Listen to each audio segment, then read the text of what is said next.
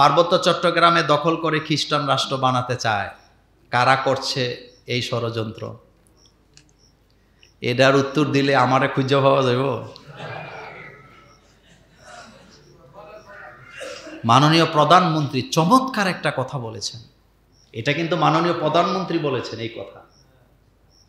তাইলে রাষ্ট্রের সর্বোচ্চ পর্যায়ে যিনি, তিনিই তো এটা জানেন। তাহলে সেই জায়গায় আমার মতো কাঠমোল্লা এটা নিয়ে বলা কি খুব বেশি নিরাপদ? তবে জনসচেতনতার বিকল্প কিচ্ছু, আলেমদেরকে কাজে লাগানোর দরকার। একটা কথা মনে রাখবেন, পৃথিবীর ইতিহাস যদি আপনি ঘাটেন, সফল শাসকেদের উপদেষ্টা থাকতো আলেম ওলামারা। কথা কি ঠিক বললাম? সফল শাসকদের উপদেষ্টা থাকতো।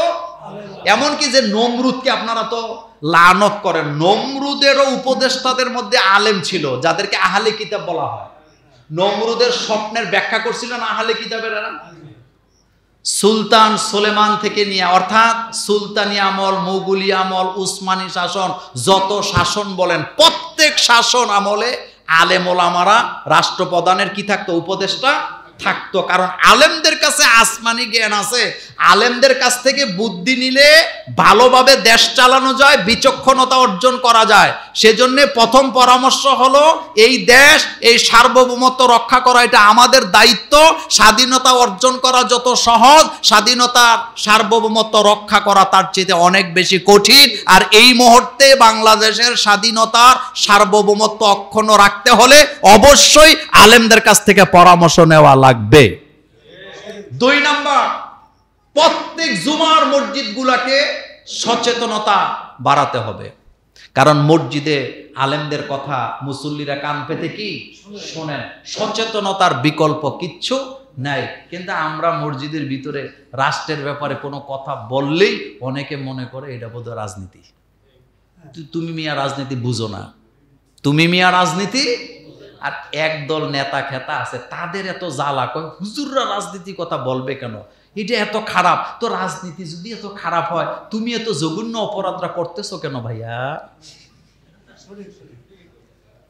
হুজুররা রাজনীতির কথা বলে এটা খারাপ, কিন্তু তুমি যে রাজনীতি করো এটা খারাপ বলে তুমি করো কেন গো লক্ষ্মী ভাই আমার? তোমার লজ্জা লাগে না?